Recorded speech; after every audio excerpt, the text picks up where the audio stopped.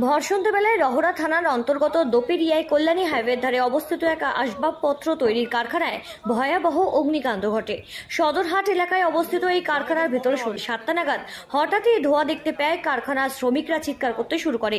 চারিদিকে যেহেতু স্টিলের চেয়ার, টেবিল, খাট, আলমারি তৈরির নানা সরঞ্জাম ছিল, তার ফলে দ্রুত আগুন ছড়িয়ে পড়ে কারখানার ভিতরে। আর এর ফলে আগুনের ঝলকে পুড়ে গিয়েছে কারখানার গেট সহ একাধিক জিনিসপত্র। তবে কতটা হতাহত কিংবা কতটা ক্ষয়ক্ষতি হয়েছে সে বিষয়ে স্পষ্টত এখন অবধি কোনো তথ্য না পেলেও খবর পেয়ে ঘটনাস্থলে দ্রুত ছুটে আসে দমকলের 6টি ইঞ্জিন।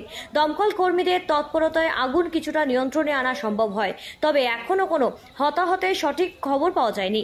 তবে যেই সময় কারখানাটিতে অগ্নিসংযোগ ঘটে তাতে সেই মুহূর্তে উপস্থিত ছিলেন কারখানার অনেক শ্রমিকরাও। তার ফলে ভয়াবহ এইভাবে অগ্নিকাণ্ডের জেরে বেশ আতঙ্কেরও সৃষ্টি হয়েছে এলাকা জুড়ে।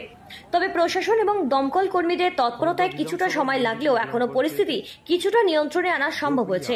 খড়দহ দোপেরিয়া অঞ্চলে অবস্থিত কল্যাণী হাইওয়ের ধারে আসবাবপত্র তৈরির কারখানায় এই বিধ্বংসী আগুন। ঘটনাস্থলে দমকলের 6টি ইঞ্জিন।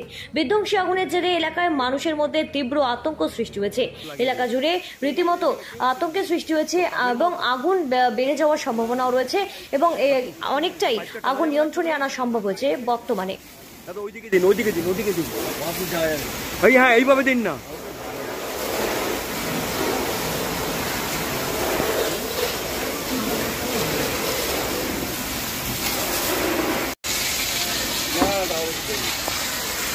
ব্যুরো রিপোর্ট, সঠিক বার্তা।